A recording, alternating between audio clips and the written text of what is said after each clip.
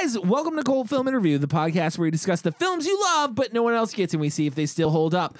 Tonight, we are having a celebration of specialness to mark the 150th. Tonight, we're having a celebration of specialness to mark the 150th anniversary. Which one is it? The 50th, 150th. The 200th? 201th episode. Here we go. Okay, Kyle, stop playing games, please. I thought we were here to play games. Hey guys, welcome to Cult Film Interview, the podcast where we discuss the films you love, but no one else gets, and we see if they still hold up. Tonight, we are having a celebration of specialness to mark the 150th anniversary of Texas independence, because we're talking about true stories. So let's start the show.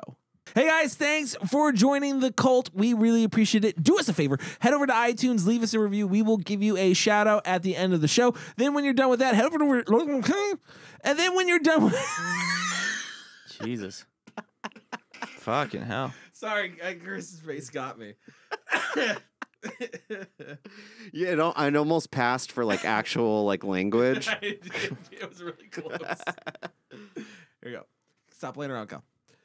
Hey guys, thanks for joining the cult. We really appreciate it. Do us a favor, head over to iTunes, leave us a review. We will give you a shout out at the end of the show. Then when you are done with that, head over to cultfilmandreview.com for all your cult film and review needs. And then check out our YouTube page, like, subscribe, comment there. And then on May 10th, Phoenix Film Bar, we will be showing Buffalo 66. I don't think you can get tickets yet, but get ready. Start waiting outside, because the people can be camping out for this one. It's going to be a good one. A whole month. Got a whole month to prepare, get your spot. All right. Now, last one sold out. You don't want to be out waiting. Jesus. As always, I'm joined by Kyle Smith, Hey, how's it going? Chris Moonwalker, Hey, what's up? and Michael Salustio. Hello, everybody. Tonight, we're talking about True Stories. It was directed by David Byrne. Came out in 19... David Byrne. Let's David get it Byrne, right. sorry. David Bryan. Sorry. David Bryan. Quite a Brine. Byrne. Sorry. Should have known. O'Brien Films. Should have fucking known with this Bernie supporter over here. Fucking damn. I want to pick a David Byrne film. David Bernie Sanders. All right, here we go. Tonight we're talking about True Stories. It was directed by David Byrne. It came out in 1986 and made $2.5 million in the box office. This was Chris's pick. Chris, why'd you pick the True Stories? I picked True Stories because I hadn't seen it in a long time, and when I watched it, it was probably 10 years ago. I remember really enjoying it. I do enjoy the Talking Heads music, and the album True Stories is one of my favorite albums that I've heard by them. So yeah, I remember liking the film. I knew it was kind of weird and offbeat, so I wanted to bring it back up and see if it still held up. Got it. All right. Let's start with Kyle on this one. Kyle, when's the first time you heard of or saw True Stories? I first heard of it actually from the album, and that's what led me to the film. And I don't know how old I was when I first watched it, but I always remember the scene that always stuck in my head was them doing the karaoke at the beginning and John Goodman doing his, like, I don't know what dance it is, Elvis or Blues Brothers dance. This thing? Or doing the monkey. Yeah. Pop. Yeah. I don't know why that always was burned in my head, but yeah. Because he does it so well. He does it so well. I even watched this. I was like, God damn, he's good at that. Holy shit. I feel like he's done it in several movies, though. I do too. I feel like that's his Did move. he do it in the Flintstones? I feel like he did it in the Flintstones. He might have done it in that. I feel like that's his fucking jam. That's another great cult film. Chris, when was the first time that you saw? I already said. Yeah, God, it's 10 years it's Chris's ago. movie. 10 years ago, but A little late, Can you give me actually. like maybe some of the fucking situation or something like that? Yes, and Chris. The situation. It was recommended to me by somebody who liked the Talking Heads. There you go. Thank you. That's what I was looking for. I do remember seeing this the box art in the video stores as a kid, though, and like wondering what that was about, but never thought I'd find my way to it. What about you, Mike? No, you know what? This is actually the first time I've ever seen this film. I know about it. I knew about it. I mean, I definitely remember the video for Wild Wild Life. Like that was something that I like recall from a really early age. Like that hit started hitting like MTV and stuff like that, and they were showing that. And I remember that's why I thought the band was called the Talking Heads. I was like 6, so what the fuck did I know? But like all I remember seeing was I didn't understand the concept of karaoke. So to me, it was just a bunch of people's heads coming in to frame and singing the song. And I was like, this is the band. It's like 700 people just like fucking jump on the thing. Like as a kid, that's what I thought. That's why they're called that's the why they're called Talking the Talking Heads, because it's just a band full of 700 talking heads. people. Where do you I think? got it. Yeah, where It's do you like think? the polyphonic spree. So like that, yeah. This is the first like really like Talking Heads video that I ever remember as a kid, and like that's why I thought the band was called. You never that. saw Stop Making Sense? I remember seeing that when I was a kid. I think Dude, my I dad was used to watch fucking that all 6. the time. Like I don't know. Like this is the one that I recall though. Like I always remember this video, and I remember thinking that's why they call them the Talking Heads. So now I got good job to see problem the solving movie. that. So I had never heard of this movie before until Chris got it for, I think, was it Christmas, was it? Yeah, cousin Kyle over here got it for me for That was Christmas. like the first time I ever heard of it, and then I knew he was going to pick it, and then I totally forgot about it until he brought it up. And this is the first time that I've seen this movie too, and I'm really not familiar with like the band or the music. That surprises me How? because like a lot of our friends are like way into Talking Heads. Yeah, dude. But like, because how of do that you, like- hipster bullshit, bro. I don't get down with that Hipster bullshit. Wait, they're like a I don't get down really with that popular bullshit. band from No, the I'm kidding. 80s. Like, how did you miss like I don't know them on the radio? I don't know. That's like saying like I don't know who Meatloaf It's like is. one of those bands where I feel like for a lot of people, the Talking Heads might be one of those bands where you've heard many of the songs, but you had no idea that Who it it was, the Talking yeah. Heads. Oh, okay. You know, All right. I All think right. Maybe. I feel like they do kind of have that appeal. Like yeah, there's those diehard fans. You know. Anyway, sorry, I don't know if you. No, but finish, I was just gonna say that to wrap it all up is like I had no idea what I was getting into with this. So, you know, it was yeah. Like I said, nothing was familiar to me, which was kind of fun. Well, Go ahead. what you got is just pure David Byrne. That's what I So got. That's what you got in this. Yeah, You got David Byrne. you got burned right there. he has a really interesting artistic like style. You know, I was gonna bring this up. I don't know if you guys heard of this, and I think it was. Somebody's gonna correct me, I'm sure, in their car right now, but I believe he was the one that put together a playable building Yes, in New he York. was. It was him. Mm-hmm. Yeah. I So saw like that. one of his like artistic projects was I think they hooked up an organ in the center of like this old building, and then that organ's hooked up to air compressors that hit a certain part of the building. So as you play, you're playing the building itself. Like Oh. A key controls a hammer that will knock into like a beam, you Yeah, know, like, or boom. a light or Yeah. something that so it's like a living building. yeah. Oh, it So lives. it's just kind of like watch this movie, you know, again, it's just like, yeah, he has a very unique sense of like creativity and like kind of artistic expression, I feel like. He also has things I think that he personally cares about, which comes through a lot Yeah. in this film. Mhm. And it's interesting that you say, you know, from a person who doesn't know a lot about the Talking Heads. I don't know a lot about the Talking Heads either, but I was familiar with their music and stuff like that, and the fact that he was kind of an eccentric artist. yeah. But yeah, going into it not really knowing, I feel like the band's music might hinder like the viewing of the film. Oh, okay.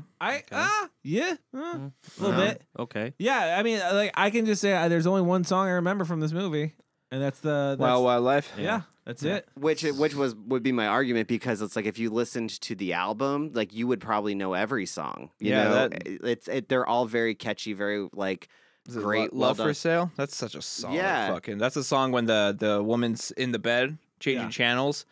That's such a rockin' fucking song. So it's interesting to hear that only one song stuck for you, seeing these versions of the music. Yeah, that's it. Like there was, and it's that one song.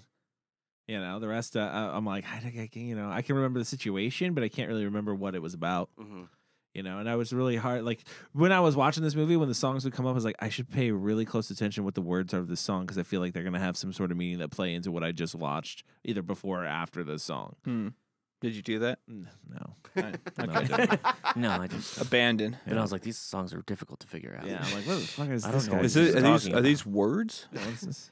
Well- What's going on here? What the hell is this movie about? Oh, that's a good question. So we should probably get to plots with Mike. How the fuck should I know, Chris? No. Yeah, so this is kind of like it's a stream of consciousness kind of movie. I would say it's a character driven movie, so to speak. Right? There is this cowboy. He is your narrator. He breaks the fourth wall constantly. He talks to you directly, and he kind of guides us through different characters that live in this fictional town of Texas that are celebrating their 150th anniversary. And it's, you know, like a guy that works at a factory, or it might be some rich woman on a date or something like that. But he seems to know all of them.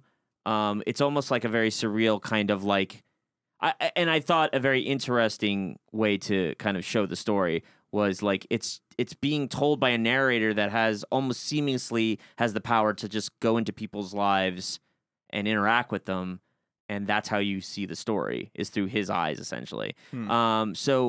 As far as a plot is concerned, it's pretty hard to really nail down what the plot is, other than it is this guy going through these people's stories and seeing how these people kind of eventually I guess interact with one another and get to the celebration of specialness. Right, exactly. Kind of like the The end goal.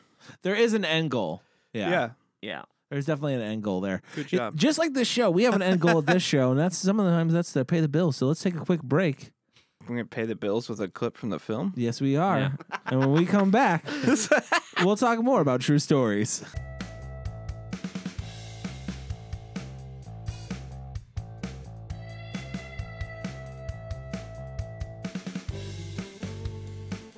All right, I'm ready. And we're back. We are talking about True Stories. Came out in 1986. Shoe stories? Shoe stories. Shoe A stories. Beethoven story. Listen, the Shoes. sequel, Shoe Stories. Shoe stories. It's all about the people's shoes from that town. Yeah, they Yeah. just shoot it all a about the shoe shoes. story. Sick ass shoes. Sick shoes, That bro. sounds like the plot of an awesome movie. Shoe stories. Shoe stories. It Just could be a like, cool fucking movie. I mean, it's all, what do you want to make it? It's like, think about it. It's like literally like, hey man, do you want to know what it's like to walk in my shoes? Well, now there's a fucking movie. Damn, that sounds like a like a Netflix show. Like each episode's a different pair of shoes we get to walk in. Yeah, exactly. This movie Dude, opens this is up sick. in the middle of nowhere with a little girl walking in her shoes. Mm-hmm. Coincidence? I think not. I think not. No, I don't think so. Okay. As we figure, and then we're told basically and visually given like the history of Texas, I believe. It's like It's the history fake. of the world, but yeah. Well, it's the history of the world in like a fake town, right? Well, I mean, Well, it it's ends at essentially- the fake it's the town, history of but Texas, it starts but off like with it's- this whole weird. The history is Yeah. real. Yeah, The he's like, town I is like fake. dinosaurs. Dinosaurs are good. They're green. Yeah. And then I love the way he talks in this movie. Well, we start off with the girl coming down the road, like a farmland, and I don't even know what happens. Yeah, you after can't that. remember this. There's so much shit that goes dude. on Nah, in it this just fucking film. it opens with David Byrne driving in his drop That's top, right. it's Yeah. cruising around talking about first- He talking about intros the it. stuff. He Yeah. intros it, gives you. It's a weird thing too. I want to talk about this because I think this is an important thing too. In this movie, he is definitely the narrator, and that scene is basically the girl, and then he step out and he tells the story of Texas history, and then he does a very weird thing where he literally walks into the movie. Mm-hmm. Mm-hmm. Essentially. And then I feel like from there on, we're in this movie. Like before that, he was like, he's Yeah. playing your guide. Like, I'm your guide. Now let's go into this movie, which I thought was a very cool physical and visual representation of that, which I don't think I've ever seen before. Yeah, I enjoyed that as Yeah, well. I thought it was very cool. Mm-hmm. I don't think I've ever seen anything like that before. And then from there on, I feel like we get an hour and a half of him hating on consumerism quite a bit. Well, let's talk about it. David Byrne is not an actor. You know, No. he's a musician, but you know, he's a performance artist. I'm sure to some degree. You know, obviously he's an artist. So, like Cody, I would direct this question to. Well, I'll direct it to everybody actually. Like David Byrne as kind of your leading man. Like, did that work? Yes. For this film, it does 100%. Mm-hmm. I was fine with it. Yeah. Yeah, I Yeah. mean, Here's the thing: he's not a bad actor, and for what he was doing, It didn't even feel like he was acting. It really just no. felt like I was. It's just David Byrne just talking to the camera. It's a weird thing where he takes this role almost as like the narrator that you see in a documentary, but he's physically there. And I thought, and also it also with the, because I think you mentioned it earlier, with him in there and how he intervenes with these people's lives, it almost feels like sometimes they know they're being filmed, and this is like either like a news story or a documentary that he's filming about this this celebration in this town, or especially when they're in the where they make the chips. He definitely He's walking with he her. definitely reminded me of, though, in terms of like a narrator. He'd be like the narrator on like a kid's documentary. Like that's kind of like how he spoke Dude, and presented stuff. His whole look, I was waiting for Curious George to pop up and grab his hand. That's funny. Yeah, it's really funny. That's what he looked like to me. That's what Yeah, that's like he what did I was look- the man envisioning the yellow. whole time. Yeah. I was like, this is, and then, there's the other, I would say, main characters, John Goodman. Mm-hmm. And he's just always charismatic as Playing fuck. Lewis Fine. I mean, you didn't think? I mean, yeah, he gets a lot of screen time. I think he's definitely, you think there's another main? He's the main I character. feel like it bounces around a few stories. There's a few. He's the primary. Yeah, but focus he's of the one that of you it. pretty much follow Doesn't from he start pop- to finish. No, start to finish. Yeah. Yeah, I was start actually to finish. On this watch, Trying I to was think. I don't surprised know. to see how much we stayed with John Goodman. We do. I was surprised to see how much we actually spent with his character. I didn't remember it being as much. Yeah, it's really just him and the line girl, the ones who are the most consistent Because in the film. I would say like the first 8, I think it's like 8 to 10 minutes is basically David explaining, this what Texas is, this small town in Texas, and then they go to the Vericorp, and like the last person you meet inside of Vericorp is Lewis, and then it follows him throughout the rest of the film. I feel like he pops up in like Aren't there every some other scenes story. with Spalding Gray later on where he kind of takes over the With who? Spalding Gray? He's the No, he's only in like a little bit. Yeah, he there kind was of a pops in a few couple scenes that were like him though. Yeah, but those scenes were also focused around John Goodman. Were they? They try to tie together this town with these characters. I think I don't even know if they like do the best that they can, but like they definitely focus on John Goodman's character and sort of his interactions Well, it's with a lot of these people. it's his shit. I just had the word in my head and it just fucking left. Well, David Byrne is kind of accepted by everybody in the town. It's just like somebody everybody knows, But he's this weird something that everybody knows, but they all know he's a he- visitor though. he weirdly also allows them to break the fourth wall when he's interacting with them, because like Mhm. I feel like you definitely get, especially when again we're walking into Vericorp and he's walking down the hall and you get the whole like that's what Steve Jobs says. Yeah. I feel like there's parts in that where that guy is breaking the fourth wall. Also. Right. Yeah, but he isn't. Like it's weird. Yes, That's the I thing I agree. really No, I like. agree. Yeah, because it is. It's like that's what I mean. Like where I feel like throughout the entire movie, David Byrne is always like the narrator. But like I also think like his eyes are the camera sometimes. Yes. Like Yes. like when a character starts talking to him, there are times where that camera starts moving real front facing.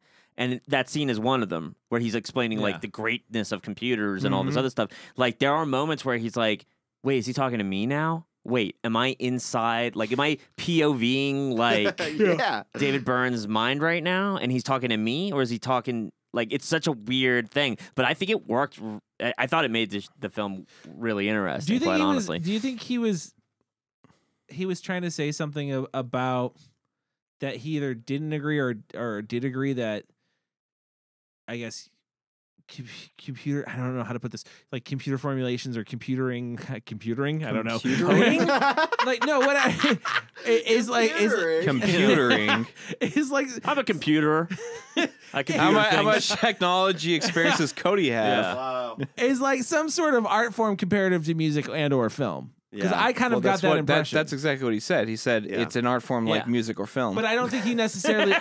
I don't think he necessarily. I don't think David necessarily agrees with that. Well, that's the thing. David's character doesn't. He does what a documentarian person should be doing. He doesn't weigh in really I'm on not- what as people a are saying. director, I'm not saying as a yes. character. I'm saying as a director. As a director and a writer, I see what you're saying. Like Yes, thank you. it's considered a satirical look at certain things. So like, does he truly believe? I mean, I don't know. Like, Well, who's because to say? like, yeah, there's, I don't weird- think there's we other could parts. guess. There's other parts in the movie that kind of harken back to it, where like when we were talking about earlier, the couple that don't talk to each other. The father gives like a whole explanation of like what happens when a tech company moves into a town and how that changes the whole economy and what it does to it. Like, so I feel like there is like he is like saying like these people compare themselves to art, but really it's about this and does this. you know, I don't know. Did anyone else? I'm the only one that picked up on this. I definitely picked up on the technology is art thing, and I was trying to figure See, out. I don't think he agrees with that. I think he was saying that people like computers say that it is art. Computers. that You say think he that it was is art. parroting tech nerds Yes. who are basically like stuck in this world of technology, microchips, blah blah blah, and they're trying to justify their obsession with Yeah, it I by don't- saying it's this artistic creative Yes. endeavor when it's really not. Like, or you think David Byrne might be saying like, no, it's it's so binary and black and white. I don't know. It's possible because around the time this was fuck, why did I forget his name? Bill Gates and Steve Jobs. Bill Gates was huge into explaining how everything that he does is like an artistic form and stuff, and how the computer development was that was Right. his jam. And you around get that this time, perspective so. from what he says is like the engineers and the people that are inventing stuff within that. But then as I feel like the dad explains later on, he explains the very much business side of it, which is like Yeah. where I think they kind of get into it, where it's like, yeah, fuck you, that's bullshit. It's not really artistic. It's still a business. Right. Like I for just what didn't it get is. that I don't vibe know. though. I didn't get that vibe that I don't think David Byrne I don't was think taking David- a stand on either format. He's simply presenting two opinions. I think that's he's his just showing, I think trying to it's- show the irony in all of it.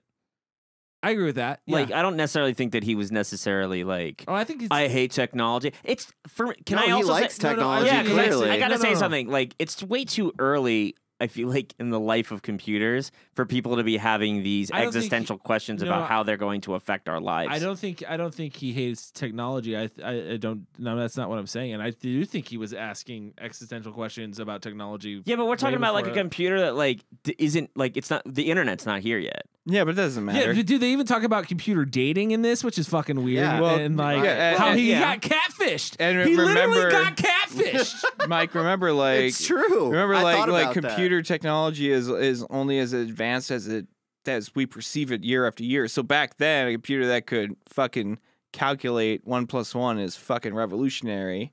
And yeah, I think people were having the existential talks at the time. I don't take David Byrne as a person that he would have taken a stance against that type of thing. I think if anything, he wants to pose the question to audience and let you as a viewer decide. That's probably why he presented the way he did in this movie. Presented both sides of the coin, whether it was in jest or if it was. He does that quite a bit in his dialogue too. Yes, like absolutely. he'll be like, it could be this or it could be that, and Yeah. it'll literally leave that random choice to you, what you take away from it. Yeah, did you see it or did you miss it, or were you at work or were you at home? Like, what the fuck, dude? Yeah, no, he does So that. many questions. Yeah, no, he does do that. I don't know. That's one of the things I picked up right away. And then the other big thing that I felt like was hammered home though with this one was definitely like about consumerism. Yeah, you showcased that A a lot lot, of it. to an extreme, with Yeah. like the lady that's lying in bed, Miss Rawlings. She's got all the automated things that 'Cause work she's for her. She's rich. She just stays in bed. And 'cause watches she doesn't have to do TV. anything. Yeah, she lives a life from the television. I actually thought the bigger way they showed that was the fashion show. Oh, the Fashion mall, show, the whole mall definitely. scene. The fashion The show. whole- Yeah. the Like whole the mall fashion show though specifically was it was a great example of like poking fun at consumerism, because you could see how much more ridiculous the things got, and people were just applauding more and And more. like a person, take my I money. assume that woman dies at the end. I don't. You guys who Yeah. falls off the stage. Yeah. That was great. Yeah, with the costuming in that whole scene was like, it really is like a variety show, Yeah. and they like take it to a level where it's like, man, I didn't think Well, it could go bigger. And I mean, it's going to be hard for some people maybe to understand, but this whole thing takes place in a mall. And a mall back then was really important because that's where you before the internet, this is where you went to buy all your shit. You just didn't go to Amazon. yeah, And like it really showcases like, to me, like they say like basically happiness is buying stuff in the beginning of it, and like that's what these people are getting out of the mall, and it's this weird thing with how even the fucking computer guys they're taking. I don't know if anybody saw this, but he was buying an Atari. He was buying video games. Well, he's buying parts to build a Yeah. No, he was buying video games, my friend. No. He's taking the day off. All right. Mike, Yeah. you look like you want to say something this whole time. Yeah. I was good. just like, are we at the point where we have to explain like that malls were a big deal? Yeah. to fucking people. Yeah, it's we like do. it's not like Amazon where you could get everything. Yeah. Like this is the only place you could go, guys. I feel like malls are still around and like people still They go are. to them. The malls they used are, in a but people con- don't go to them. But the point that David Byrne, I feel like, is making about the mall before we even get to it is he says, like, people don't want to go to that quirky building downtown anymore. They want to go to this one place where they can get, Yeah. comparative Right. prices. And it's like almost like he's saying it like, why are you abandoning like the unique qualities of what we had and for something so Well, like He hits that boxed throughout in? the whole movie. That's what this whole movie's about. I mean, yeah, I'm sure you guys read this, but this whole movie came from vignettes of like clippings from the National Enquirer that he collected while I touring. read that, yeah. Like, so that's what propelled this film was as he traveled around the country, he'd collect these news clippings and he taped them all on his wall, I guess. And there's just all these extremely crazy stories that he read in the Enquirer. And he's like, what about we do a movie about all of these people? And that's what this is vignettes of all those people, basically. Well, because I did question a lot of like what John Goodman's character is. John Goodman feels like he's the most, and I think that's the reason why we stick with him. He's kind of the most normal of them because you have like the psychic, you have the crazy rich lady that never leaves bed, you know, like And you my have the favorite voodoo lady- guy. Can and I tell you the my lying favorite lady? Yes, you can. My favorite lady is the lady who works on the chip line that just makes up the fucking The stories. The yeah. lying woman. The Oh lying woman, my that's her God. character name. The lying woman, it's hilarious. She's amazing. Played by Joe Harvey Allen. She is quite the comedian, I would Dude. say. When like she's going off about like I was out there with the real Rambo. Well, I saved his life at least 50 times, dude. How could he not fall in love with me with the humidity? I was dying, dude. I'm like, this lady is my fucking hero. I knew And then you when would she love this stands- character. I When she knew it. stands up and she's like, he died from. We're talking about John F. Kennedy. Yeah. He died from love. I was dead. I was dying. And then she goes on this love story about them. I was like, this is amazing. She's This a lady's great amazing. reoccurring character. Every time she yeah. popped on the scene, like in the camera, I was like, yep, I'm getting the gold right here. I'm getting a nugget of gold. She's always talking about how rich she is. Because I'm so rich. It's so great, man. It is. She's great. But there's weird characteristics going back to John Goodman. There's weird characteristics about him, especially like wanting a wife. He's very, Yeah. what do you call it? Monogamous, and he Very monogamous. and he wants only to find true love and be wed to this. But like he also has a passion for music. He Yes. seems to, yeah. And like I thought if there was any one quirk he had was that like he was like I guess they were trying to present him as a bad singer who maybe makes beautiful music but he can't present it correctly. I don't know. Maybe But they the didn't first go song he that route. sings is kind of like He rose to the dumb. occasion. Yeah, he rises to the occasion. Yeah. But I mean, what I mean is like the first song he writes, is it like No, a that's the good- same song. The one he It's the sings same to the song. pink. It's Right. It's the different same lyrics. I mean, he has like He didn't really finish it. shitty lyrics. He doesn't have it figured out quite yet when he first Okay. presents People Like Us, I think is the song. So is it? Yeah. Yeah. My understanding is that he's a character that takes a liking to music at some point in time from the beginning of the movie, Yes, he does. and then we realize he goes to like capture his dreams. just, like, comes with that. I think He he had that talks with his about it- character. He talks about it from the beginning of the film. when, Okay. when he's in the club. So when he's in the club, he talks about he's known in this town for apparently fucking dancing. He's the dancing machine. He's Okay. the dancing All right. bear. As Dancing he roared, bear, that's what as it he was. roared. But he even from that scene when he's telling the girl because he's like looking for chicks in this bar right. that to marry. He tells her right there like, "Hey, I'm the dancing bear. Oh, and then for the show, I'm gonna be singing this song. I'm working on it. Yeah, I'm working on it. It's Yeah. going down. Apparently, So it is like because I kind of thought it like by the end of this film, I was like, this is like the Karate Kid, man. Like he's just like his character kind of goes through a real like growth. Well, he has Re- he has the most arc in this film, which is why I think he is kind of like the center point of this film. He's the only Yeah. one whose arc we actually follow. True. That's one of my biggest problems, and I know this is like jumping around here a lot too, but Eh. this is one of my biggest problems is the end of this film, and I don't mean that in like it's bad or anything like that. It's just this movie keeps a tone throughout, and when you're expecting for it, I just never felt like there was a climactic part for me Mhm. with this movie where it felt even like a little bit of a jump. I felt like the climactic part was him performing People Like Us. I never was like, he's I was gonna happy do a bad for, job. I was happy for him. I was like, yeah, you fucking do it, dude. But Yeah, I, no, I never no, thought. I don't I agree. never thought like he's gonna do a bad job. Even when he was screwing it up, I was like, he just hasn't I figured know it out where you're yet. coming from, though. I don't agree because there's he says he's going to do this show. He sings a song to that one date that he goes on, the woman that's pink also lady. Yeah. and she doesn't seem very interested in the music. He doesn't sing it very well. And then he goes to this, well, I guess a shaman of some sort. Yeah. Like a voodoo priest. And that I thought was the climax. Was this moment of like, hey, look, I'm going to this thing, but I know that I'm not a great singer. I need to overcome this. Can you guide me? Can you help me? Right. And he gives him this cryptic answer, and he just tells him, you're going to do fine. Yeah. And like, I thought that was the climax of the film, because that's the moment where it's like the character has finally made this decision to like accept that like he's making a decision about his singing and knowing that he has a challenge up ahead of him. Meanwhile, there seems to be some supernatural elements going on. Correct. I mean, I started drinking soda water after watching this movie. Yeah, and then throw Threw it half halfway. away.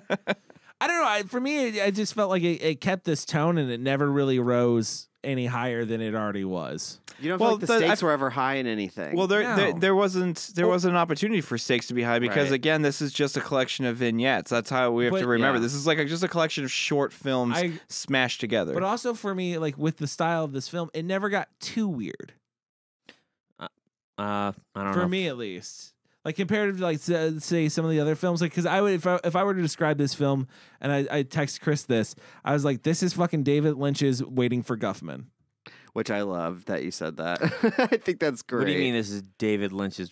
Explain that. Like if David Lynch was to make Waiting for Guffman, I feel like this is what it would look like. It'd be true stories. It'd be true stories. I don't know. I don't know if I agree. I feel like David Lynch makes a lot of comedies, so that's a compliment to all three people involved in that. In my opinion, like they all make great. They all make great content. I don't mean it as like a negative thing. So like, there's a lot of like if you've ever watched any of like David Lynch's short films, like there's a few like weird comedy ones that he has, like a bunch of cowboys like sitting on a fence or something.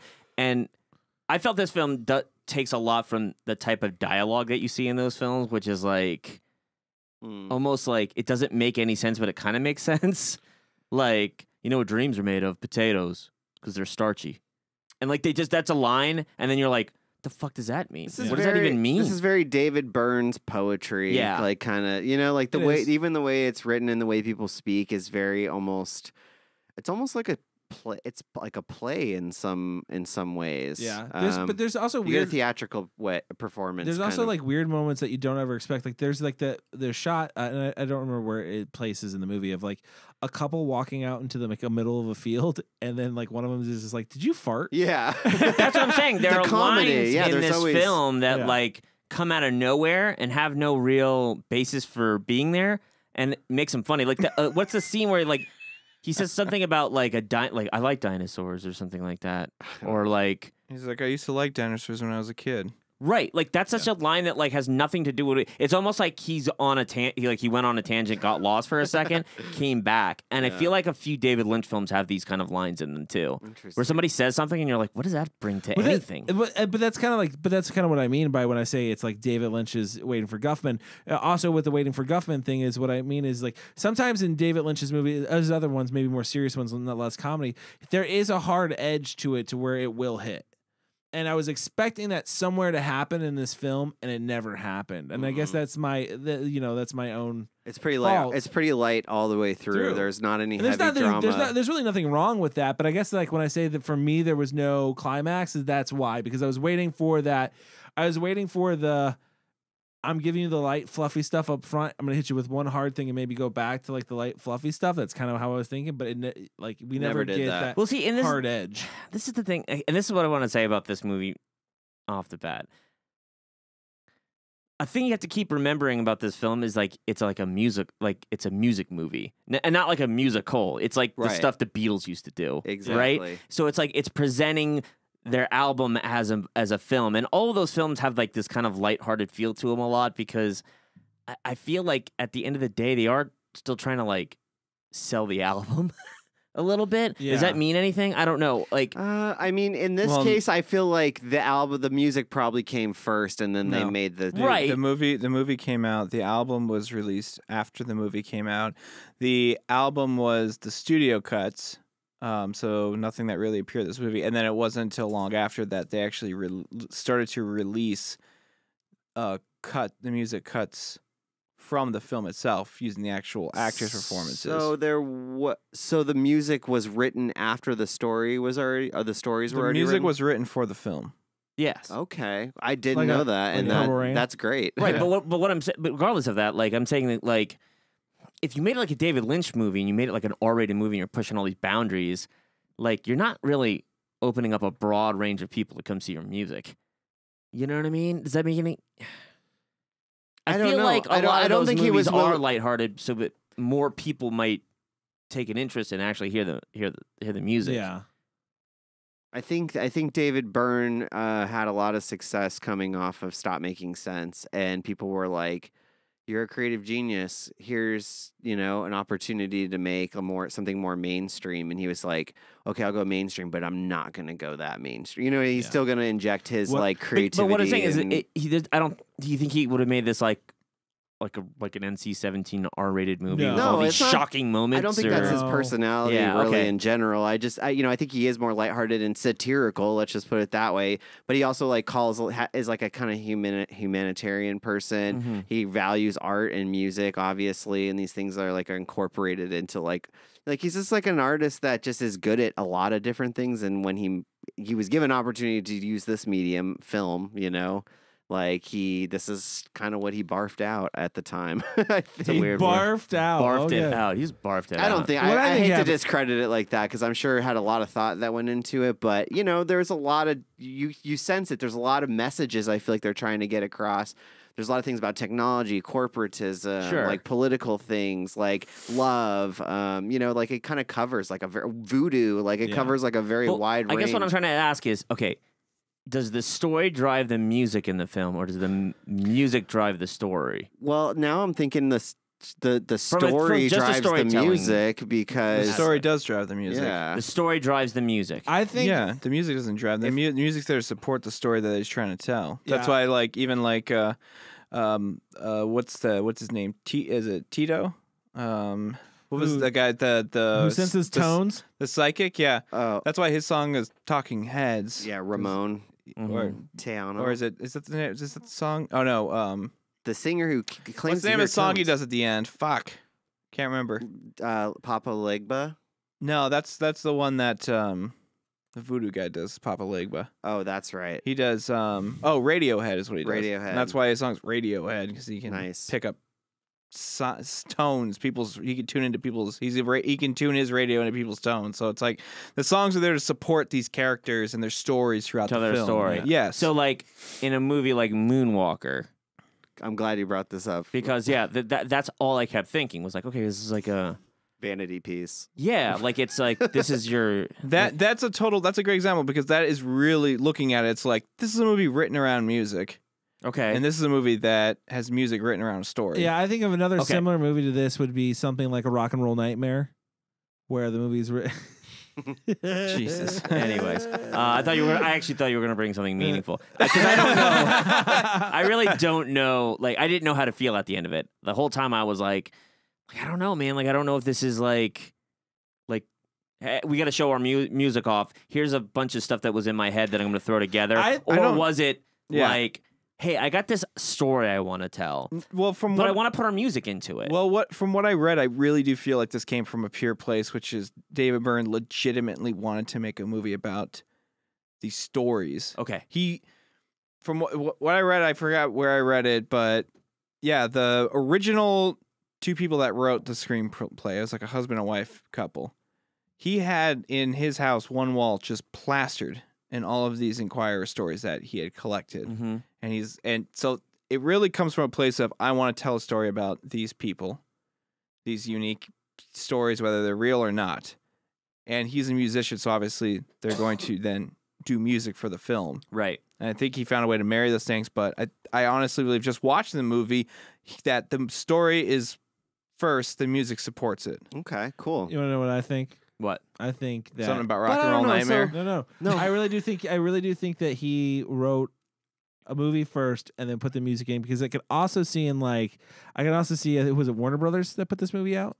I don't know. Yeah, This Pretty movie sure. this movie had a budget, and I feel like for them to give him money, they had to be like, "Can you throw like some of your songs in there so people could go out to see this?"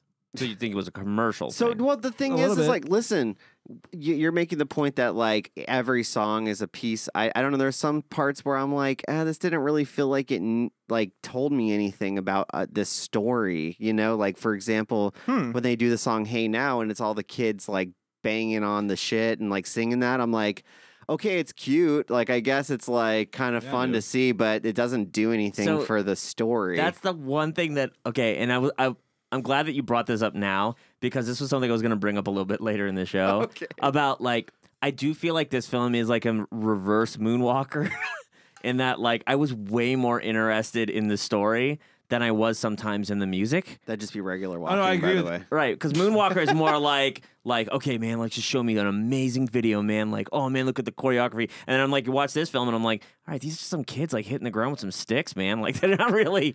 I liked the it's version. not like a Blue Man Group situation. I liked Let's hearing stomp like out loud. the banging of the shit, and like it was cool, like that they mixed it and to be like that. But I Kind did of like it didn't, like, even, like, match up. It kind of looked like the kids just, like, if you're just telling hit me some shit. if you're telling me every song in this movie it has something to do with the story, it's propelling the story. Like there's just certain parts where I just didn't feel like that was the case. No, that was definitely one of them. That's what I'm kind of saying is I that, don't know. like... I'm looking at the lyrics of that song though, and I feel like it kind of fits with the whole consumerism thing of what is that it? I this mean, film because the lyrics yeah. is like I want a bicycle, I want a popsicle, I want a space face.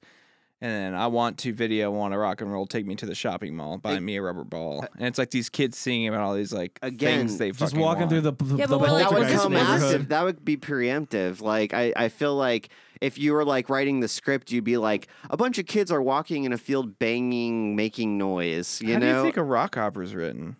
I'm just saying. You're saying I almost feel like there were some songs that were probably just plopped in this movie. How do you think like a rock opera's written? You think they write a story and then they come up with this music, or they write the story and the music at the exact same time?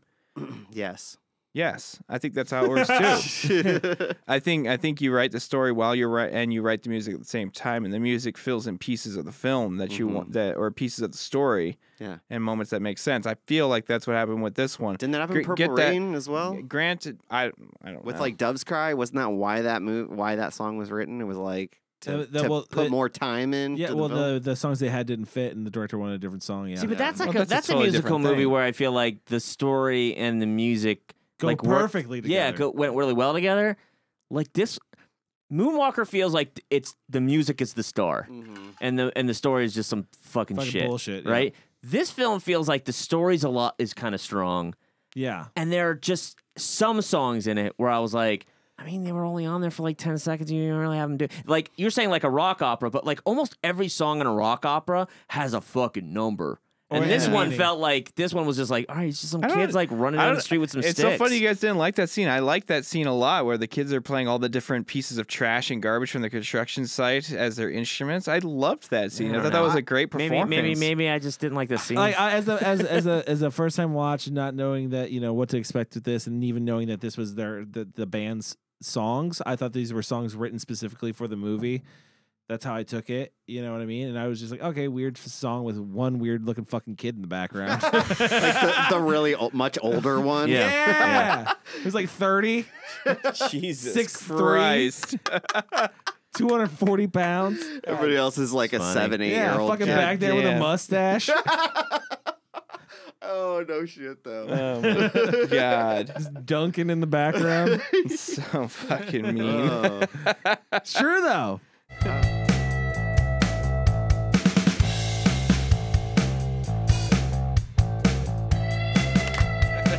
No, it is. It's a very similar, which I'm glad you brought up. So basically, David Byrne is kind of like Captain America, right? Yeah. He's still alive, Right. and half of this town has now died. Yeah.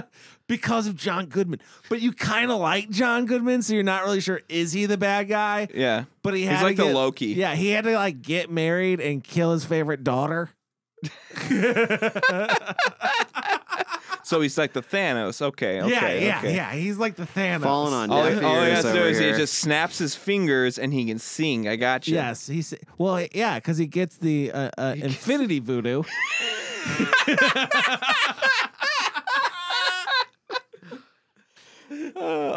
Yes, and Chris, come on. I wouldn't even know where to and. Yeah, I don't know where I couldn't jump in because I'm just sitting there. How like, can you not jump in? I don't know, man. You had me tongue tied. So we're back in this town in Texas. We didn't even really like finish off where we left off. Yeah. Where did we leave I don't off? exactly No, know. I was saying I liked the. His camera died, so we just stopped in the middle I of was it. saying I liked the puzzling evidence sequence. I thought that was one of my more enjoyable, one of the more enjoyable parts of the movie for me. I don't know why. Just thought it was a good song, more upbeat than the rest. So I would agree with that. I wouldn't say it's probably. Man, I don't even know if I have a favorite part of this movie. It's a weird thing. That's a weird thing to say because I don't like hate this movie, but it just There's so hard to remember this movie linear. I just really love John can't- Goodman's performance. He's solid. He's dude. fantastic. But No, then, I know like, his it's song. hard to His name a song at bad the end. movie. That's probably Really good. one of my favorite like songs. And, Yeah. and my favorite like rendition of because I've heard all these songs so much. So to me, this was like, hearing him again, it's like, oh, okay, John Goodman, like he really killed that song. When I was watching it, I said, "Oh man, he's actually singing this." Yeah. everybody, most he's of them good. were. He's Most of them good. were. But that's the thing is like name a bad John Goodman movie. You can't.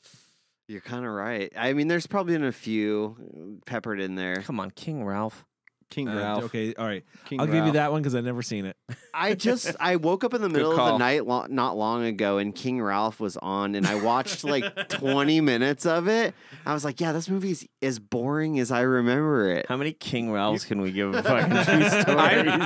I'm just more confused that you don't even have cable. How did King Ralph make its way I to was your on television? vacation. I was Oh, on okay. vacation. Were you And on, was it on the in a airplane? Because I hotel. feel like that's a total movie No, that you I was in a- watch on an I airplane. was in like a hotel room. Hey, I saw this I feel movie, like I saw King Ralph. Ralph come on in a hotel room before. Maybe that's like makes the normal hotel circuit. It's safe. It's King Ralph. It's so boring. You'll put Yeah. your kids to sleep. you can pick King Ralph or Casper. Oh, King Ralph it is. I've seen this one. John Goodman, he's always good. I mean, he was good. The movie wasn't. Well, that was a lot of talk about King Ralph. Yeah, King Ralph. Let's go back to true stories. So David True. Byrne's talking about King Ralph. Well, he's a big King Ralph fan. I don't know if you picked that up in this movie. Yeah. Glaringly obvious. Everybody, throughout the whole movie, David Byrne is just like, and malls are a place where all the people gather. Kind of like the movie King Ralph. He just keeps bringing up King Ralph. It's like a commentary of the DVD. He just keeps going off script to talk about King Ralph. Did you just really? watch this? Guys, Why? King Ralph wasn't even made. I I don't really- think at Of this course it point. was. It was like 89 that film came out. 91 was Oh. King Ralph. I decided this is to go- 86. Oh my God! Are I you just saying said- David Byrne is a psychic? Yes. Whoa. Clearly, he's Wow. a psychic. He was knew talking, about King Ralph. He's talking about computers before anybody knew anything about That's computers. That's true. He's like, You're I went saying with dating sites on That's computers, which is like, what? What's a dating site? I went with John Goodman because I saw the movie King Ralph, and I thought he was very interesting in it. John Goodman's like, "What's King Ralph? You'll see." You'll see. But trust me, say yes.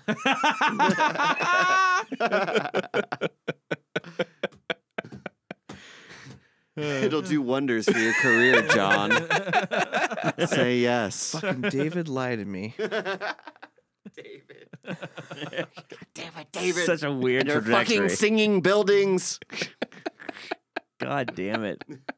Oh, that was another part that I liked too. When the getting back into the film real quick. I don't know if I talked about it already, but the architecture portion of the film where it's just fucking metal boxes, and he's talking. Yeah, yeah. I think that had to go into too also where he was talking again another portion of like here's where art is dying. Also is like in how we Yeah, I thought that was build our hilarious. I thought Yeah. so too. You Like- can pick different colors. It's so convenient, you know. It's basically what every consumer would want to hear, and Yeah. it's like, but you're buying a building to put your business inside Yeah. of, and they all look identical from the outside. Yeah, I love they did that too with the houses. Like both scenes just driving past like Yeah. 10 metal buildings Isn't that all it look the same and beautiful? 10 Yeah. houses. Who could not say this is gorgeous? yeah, Just like, stunning, who needs a fucking 4-car garage, by the way? right? dude, I saw that. People I in was like, Texas, fuck, everything's how do I bigger. get a I goddamn thought it was weird 4-car too, and I like garage? how they went to the next house right after that also had a 4-car garage. Yeah. Look, that one has a 4-car garage, and they linger on this shot long enough to be like, so does everybody else. But the greatest part is when it hits the edge of the development and it's just dead weeds Nothing. and Dead trash caught up. It's exactly. So there is always a point to these things that he's saying. It's just up to like the viewer to take away what it is. He wanted it to be ambiguous, I think, in many places. I agree with that 100%. We ready to rate this Mammer Jammer? Ooh, yeah, we can. All right. Sure. Let's do it. How many? We spent the last 10 minutes talking about King Ralph. Let's get into our ratings. It's the rating of the film. I feel like we're going to talk more about it in our ratings. Sure. So, you know. We always do. We What are always we rating we always it? interrupt each other and tell each other why we're wrong. Exactly. That's like a new thing. Yeah, That's like that's like 150 plus. What are you talking about? That's been since day one. Yeah. It just used to be only Cody. Now we all just do it. Okay. Question though, how many King Ralphs are we giving this?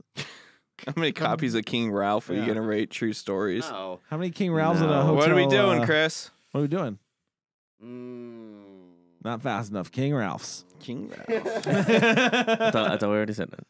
I'm going to give it 10 crowns. The last 10 minutes talking. Microchips. Microchips it is. All right. Fucking 8 minutes to figure out fucking Microchips. microchips. We're doing microchips. Technology. You Boring know? ass shit. The new rating is celebrations of specialness. All right. Okay. How many celebrations of specialness are you going to give this? Okay, here we go. All right, Chris, what are we rating this Mammer Jammer? We're going to do celebrations of specialness. Not sure what that looks like, but I'm sure It's a banner that says celebration of specialness. Okay. It's very literal. He was fucking sure he knew what that was. It's a banner. It could be the stage. The prefab Sure. stage. I want to start with I'm going to start with Kyle on this one. Oh, man, I knew you would. Yeah, you did because this is what you get for being on your phone half the time. I was on my phone half the time. Huh. Video will show. Yeah, you think Forgot about there was a that, camera on did you, you? didn't you? Oh, Whole time. fuck. Now he's stumped. Yeah, Now he's literally. thinking. He's panicking inside. What a fucking like, panic. four I and have a half. no idea what to say about this movie. Yeah, so I'll just put that into the review. Like I honestly, when I finished watching the movie, I kind of thought to myself this would be a hard movie to talk about because in my mind, I didn't view this movie as like, a massively connected film. Like it just felt like vignettes that were loosely kind of stitched together. It's like any small town. Everybody kind of knows each other, so you kind of have those layers of connection where it's like, well, yeah, I know Frank, but there's no deeper like bond between Frank and the mysterious guy that I'm using in this example, and that's kind of how this movie is. This movie just follows these different characters and how they're slightly woven together. I really enjoy the film because I enjoy the storytelling aspect that David Byrne uses. I like him as like the person that's narrating the whole film. I thought all of his dialogue and his performances were really enjoyable and funny, but like overall this movie kind of left me with I like Talking Heads music, so yeah, this is a pretty okay film. So I think I'm gonna come in at like a 2.5, like middle of the road on this one. I don't know. Middle of the road for Kyle. He doesn't know. Next. Let's go with Mike. I'm gonna give this one a 3. Like, I really like the story. I like the presentation. I thought there was a lot of interesting things that he did with the film. And here's the weird thing. I like the Talking Heads, but like there were times when I was just watching some of the music where I was kind of like I lost interest. Mm-hmm. Like I just did. There were just a few songs where I was kind of like, Like I want to hear more David Byrne waxing poetic about like the existence of like Texas. Like there were just moments of that where I was kind of like I could listen to that for another 10 minutes. But I think that's that gives this a little bit higher than an average for me. Is just I thought the story was presented well, and I think they do some really interesting things about point of view and how the story is told. I thought I would actually even tell somebody who was into like weird kind of like David Lynch kind of like surreal films, like this is a must watch to some extent. But like I said, I like it didn't have like a lot of, it was, I guess the best way I can put it, it was boring sometimes. It was just kind of boring. And I was like, when that happened, I was kind of like, all right, I'm checking out. And then I had to like get myself back in because I have to pay attention and talk about this film. So This how is many was terrible. it? 3? I already That was- said my That was a review. 3? You know what? I always have to repeat my review at the end because I know that like you guys have all forgot it. Yeah. Yeah, because you were just like ended it so harsh, and then I was like a 3. I always I couldn't remember. That's why I was Above like, average. I thought about Yeah. this. I've listened to so many episodes in the past where I'm like, why did I say the review again? Like, because I always start off with it. Like, what are you going to give this? And I'll be like, 2, you know? Yeah. And then I do the whole diatribe.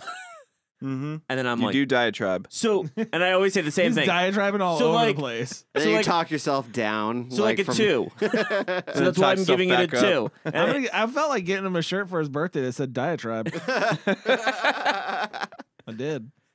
That's the gang he's a part of, the Dang, this dude's from the diatribe. Diatribe. Weird. I don't know what that is, but Man, I don't know where I'm at. Let me talk this out first, because I don't know where I'm at. Both of you have kind of weirdly shifted. Because I was like, when I originally came into this, it's like, I think I'm at a 3, but then I heard Kyle, and I'm like, maybe I'm not at a 3, maybe I'm at a 2.5. Then I heard you, and then you ended it all weird and still went with a 3. Then you drop down to a 1. Now you're at a 5. Yeah, because I don't know. Because I agree. Like I went into this movie blind, not really knowing anything about it, and then when I was like, oh, cool, we're getting like this weird surrealist movie. This one's a little more fun than like what I expect out of like a David Lynch movie or even somebody else. And I was waiting for like that moment for it to get going after it started, and it never really feels like at any point it kicks it up a notch for me. And it doesn't necessarily need that for the tone of this movie and what this movie is, but it's still enjoyable. But at the same time, I never feel like I got it never filled me up. You know what I mean? It was always like that's such a weird thing to say. Yeah, It never filled me up. It's like I like to feel It's like the full. last sentence in his like fucking long ass Yeah, autobiography, and it never filled me up. The end. It's like when a couple is trying to get pregnant, that's what they say to say dirty talk. You never No. fill me up. It was with a like I- Fill me baby. up. It was like I drank half the can and then threw out the other half. Yeah, there you go. See, referencing back to the film. Good I job. like that. Yeah, see how I Very I knew I was clever. going with that. Filled you up halfway. It filled me up halfway. That was it. So I don't know. Half a seltzer. I guess I'm gonna go at a 2.5. I think this movie is just okay. Yeah, 2.5. Fuck Hey. it. Fuck it. Fuck it. Fuck it. Just throw it all to the wind. Fuck it. Fill me up with only half a cup. Yeah. Fuck it. I'll drink it. I Then I'll should throw half of it away. I should say this, barring another watch, because I do feel like I need to watch this movie again. This is actually one that I, after I finished watching, I was like, you know what? Next time we're picking movies for Film Bar, I'm going to throw this one in the hat. Not a bad choice. This would be an interesting Yeah, watch this would with be- a yeah. group. I agree. Chris, Yeah, a decade later, going back and watching True Stories, it was. I'll agree, it was more boring than I remembered it being before. There were definitely moments where I was checking out in this film, and it almost like. Almost like took me by surprise because I was like, no, I like this movie. Why am I like, don't do this to me. He's like looking at himself, like, look back at the TV. like I want to like this? No, and there is a lot of things that I really do like about the film. Of course, like the artistic direction.